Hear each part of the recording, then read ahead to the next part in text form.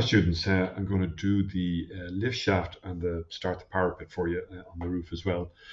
So the simplest way to create the lift void, if you like, is to use that shaft tool. So it's architecture shaft. Okay, and let's sketch in the outline of this, like so. Now over here, we're going up to roof level. And we'll go OK. Complete that. Now I just shift this section over here so you can get a look at that.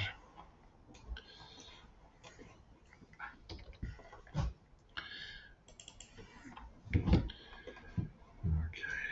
Now, so there is the lift shaft void. I'll just pull it through here as well.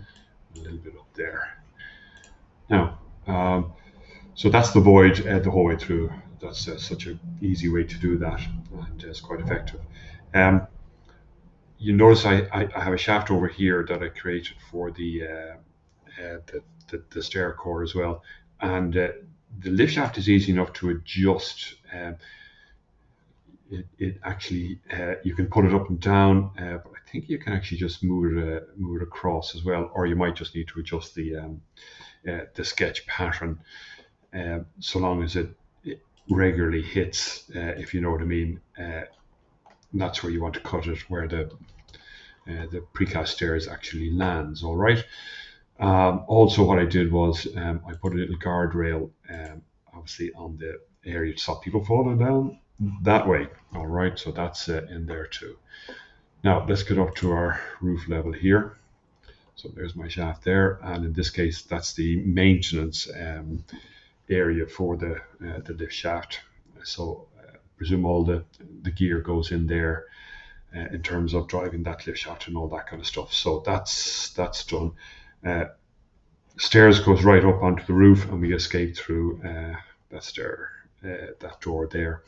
So I just put in standard doors for this, and I might go back over and put in external doors and metal doors and that type of stuff, fire doors and all that type of stuff. So we'll take a look at that later as well. Now let's get into a 3D here. Okay, so here is my this is the upstand that I've created now on the floor slab. So there's a few different ways I can go about this, and if you remember the way Pierce actually sketched this out, so I'm going to put an upstand here, and then we will hang that precast panel over that upstand, and we'll have sufficient room to be able to insulate it and bring insulation up, and flashing, counter flashing, and all that kind of stuff as well. And probably the simplest way to do this is actually just to draw a wall on top of the upstand here. So I'll go into the basement. The only place that it gets a little bit tricky in terms of this is this particular wall from the stairwell shaft and the lift shaft there. So I will start at that point, go around to there, and then on the other side, and then I'll go around to here. As to how we treat this here in terms of the precast, I'll have a little think about it. I'm kind of thinking that I might just externally insulate these walls and these walls here. Two reasons, obviously, just to prevent any cold bridging and that type of stuff. But also, if I put 150 of a PIR or something like that on the external walls of the lift shaft and the stairwell, I can finish that in a synthetic render or something along those lines, which would actually match in with, because I'm going to be taking glazing the whole way up as far as here, and so I might just get a colored render or something like that just to finish in with the same color as the precast panels themselves. Okay, so let's get up into the roof plan, and I will build a wall here, and there's my basement core wall, so I can use that if necessary. Now I want to travel in a clockwise motion, so finish face interior, we'll do finish face exterior for this one. So it's unconnected and it's going up 900. I think I'll make that maybe 600 for the moment. Okay, and clockwise is this way, right?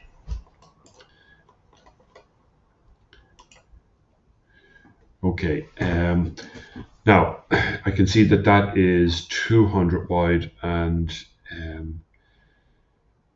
yeah, we could probably leave it at 200. Now I can always just change it and make it 300 wide if necessary.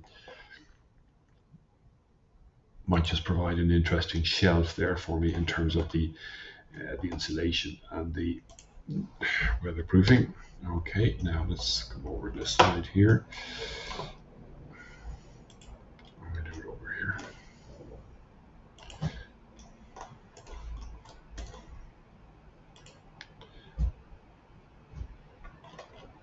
Now let's get to the endpoint there. Right, let's cancel that for the moment. Let's go back into our 3D and take a look at that. Okay, so there's our wall sitting on top there. Let's take a look at the section. And I'm in a section of the shaft here, of course. So let's go back to the ground floor. Take a look at this section here. Right, so that's how that's looking. That's what I meant. This is a 200 and that's a 300. Now I'm just wondering, would it be just easier all around to create that with 300? So there's my slab at the moment, and I have some insulation in this. Now this all depends on. I might change that slab, and I might just leave it at concrete, or I might just swap this out for a green roof, or put a green roof on top of the slab. If I go back into the roof plan here, so we have to drain this, and probably the easiest way to drain something like that is by putting in and your visit to Unilin installations, where they have the graded insulation, if you like. So you'd have to kind of plan this out, sketch it out, and you can see that you've got there's your shafts, there's your service shafts. So obviously that's an ideal position to put a downpipe in as well. So you could place a downpipe here, here, and in the other locations as well, over here. Okay, so you've got plenty of options. So you could position a downpipe here and then create the fall into that. And I can show you how we can actually do that when I go and create the roof. But yeah, that's enough for this video. That's my lift shaft done now, and my parapet started here.